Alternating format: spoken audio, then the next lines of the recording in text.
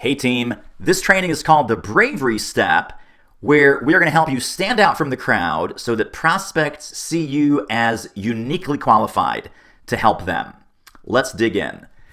So, I'm wondering if this has happened to you because I know it's happened to me.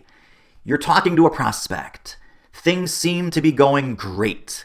And things are rolling out, and you're talking and asking questions, and they're responding, and things seem to be going really, really well. Everything is on track. You're almost spending the money in your head, going, oh, this will be great. I can get some new living room furniture. Maybe it's time to buy that boat. I can pay off a little bit of that college debt for my kids. Whatever it is, you're getting pretty excited. But then the client turns around and says, we've decided to go off in a different direction. We're going to hire Brenda Jones.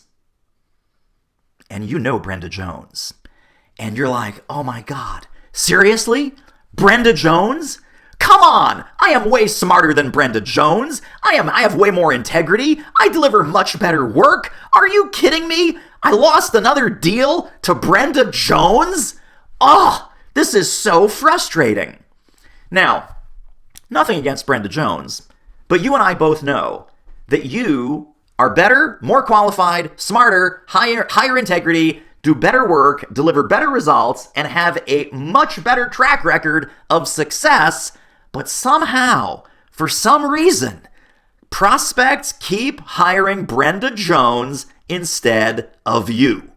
Incredibly, incredibly frustrating. Why is this? Well, it could be that your prospects simply don't see how you're better, cooler, faster, smarter, but Brenda has spent a lot of time differentiating herself from all the lookalike competitors.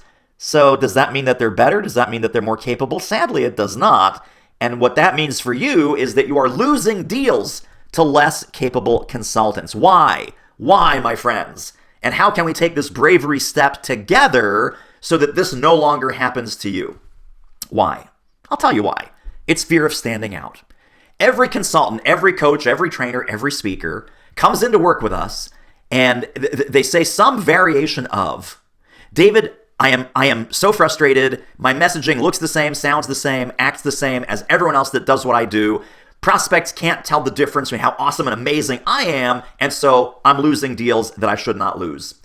And we say, well, do you want to stand out? Yes, I absolutely want to stand out.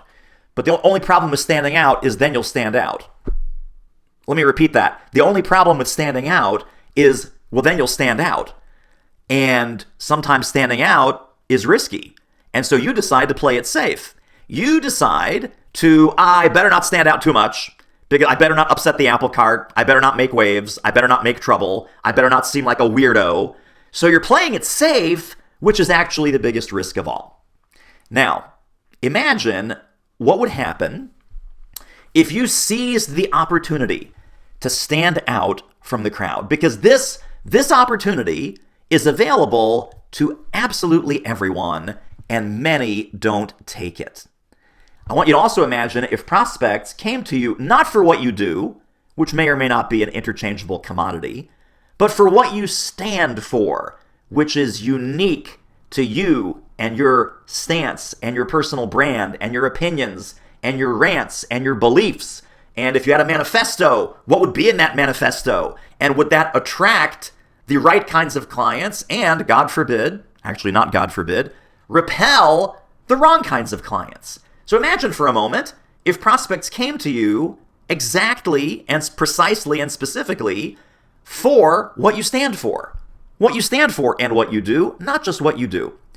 This is what my friend Joe Calloway calls becoming a category of one, where everyone else in the competitive landscape is a black pencil, you become the red pencil. You literally stand out. Well, David, I want to be different. Great, so be different. Sound different. Well, David, I really want to stand out. Great, so you got to stand out. You got to step up and stand out, and that's what we're working on in the Bravery Step. So, the two parts to this. First, we have to look at, well, what does the competition look like? Because if you don't know what the competition looks like, when you try and stand out, The risk is that you will say the exact same things, do the exact same things, and come across the exact same way. So we're going to start with a competitive scan, and then we're going to step out and step up into your bravery step and into your unique greatness. So let's talk about how to fill out your competitive scan worksheet. You're going to find 4 or 5 competitors. Once again, Google is your friend. You're going to type in your topic and then words like consultant, or your topic coach, expert, trainer, speaker. And then a bonus tip for this one is you're going to add keywords for your industry or your target audience. For example, construction, healthcare, for consultants, for accountants, for startups, for banks, etc. So that is your Google-licious assignment. When you find some of those competitors, you're only going to pick 4 or 5. We're not going to go crazy on this. We're not going to go into a rabbit hole. And we're just going to fill out that competitive scan worksheet. I want you to spend 15 minutes on each competitor, no more. I want you to collect their overall theme or angle on their topic. Jot down their sound bites, their headlines, their key points. Grab a few blog titles, grab a few video titles from their YouTube channel. Take note of the last week or 2 of their social media posts. If they have written a book or if they have speaking topics on their website, grab those titles and subtitles and hooks. This is all you need to do. This is all you need to do. So the competitive scan is, okay, now I know what the competition looks like. Do I want to be different and be brave, or do I want to blend in? And here in the bravery step, we need you to not blend in. We need you to not look like, sound like, and act like just another competitor that could easily be put onto that same grid and easily interchanged with other experts who do what you do and who solve the problems that you solve. So we are going to get rid of the mirror, we're going to get rid of the camouflage, and we're going to help you fly your freak flag. Some encouragement along the way here before we get to building out your manifesto. If you don't risk turning some people off, you will never turn anyone on. And one of the prompts I'm going to encourage you as we go into this next part, which is the manifesto, what can you say about certain aspects of your expertise or your clients' situations that others can't, won't, or are actually afraid to? So that's the litmus test. What can you say that others can't because they don't know it, won't because they're afraid of, stepping out, or actually afraid to because it is such a sacred cow and such a universal assumption that to go against that might make them seem dangerous or stupid or both. And we're going to take some intelligent risks here, my friends. We're not going to take stupid risks. We're going to take intelligent risks. But this is a great test. What are you willing to say that others can't, won't, or are actually afraid to? In the Do It Marketing book, for example, I have a chapter called Branding is BS. And it's my anti-branding rant. Every other marketing expert, every other sales expert talks about brand and personal brand and how your brand is important and you got to build your brand. And I just totally called BS. And there's actually a chapter in the book that says branding is BS, and it maps out exactly why and how branding is misunderstood and misused and misinterpreted and what brand really means versus what brand doesn't mean in the world according to me. So the world according to me is my own quote-unquote manifesto, my own belief system. And some people love it. And hopefully you're one of those people. That's why you're here. And some people are running as fast as they can in the opposite direction. So let's talk about building out your manifesto. Oprah Winfrey wrote this fantastic book called What I Know for Sure.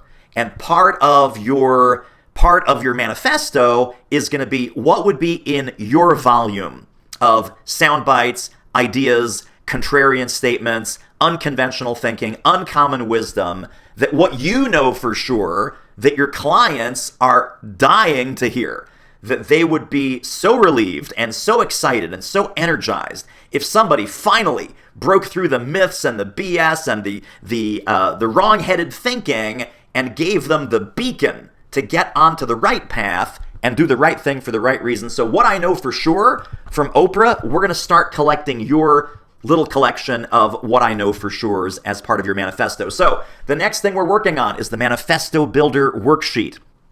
The Manifesto Builder Worksheet, as you can see here, what I know for sure is WIKFS, and you get 3 what I know for sures. We're going to talk about opposites, we're going to talk about surprises, we're going to talk about myths, and we're going to talk about villains and defenses. So think about vampires and wooden crosses. Think about Darth Vader and lightsabers. These are all defensive things that people need to protect themselves from the evil and from the villains out there in the world. So we're going to take a couple of minutes. I'm going to walk you through how to complete the Manifesto Builder worksheet because, of course, this is the final step. This is the bravery step in creating your compelling messaging. So it's manifesto time, my friends. What I know for sure, put those in that section of the Manifesto Builder. And these are all just short phrases, keywords, contrarian, uncommon wisdom type of statements. Fill in your opposites, fill in your surprises, fill in your myths and truths, and then fill in some villains, what's right with the world, what's wrong with the world, and how can we make things right? How can we have some defenses against some of those villains, some of those evils? So kind of like branding is BS, right? Branding is the villain. That could either be under villains and defenses. It could be under myths and truths. It could be surprising statements. You think the problem is here, but really the problem is there. So this is just a way to collect your thinking on these items and some quick guidelines. Have fun with this. This is meant to be a fun exercise. Bust myths, expose lies, call BS, challenge assumptions, really call out the heroes and villains, bust the self-soothing delusions, put in the wake-up calls, put in the rallying cries that you want to put out there in the universe. Key principle as you work on your manifesto: information is worthless, insights are priceless, and you will always be hired for your insights, opinions, biases, rants, and beliefs, not for your information. And when you complete this bravery step, it's going to put you in the top 10% of professionals who do what you do, and you will no longer lose business to Brenda Jones and people like Brenda Jones in your universe.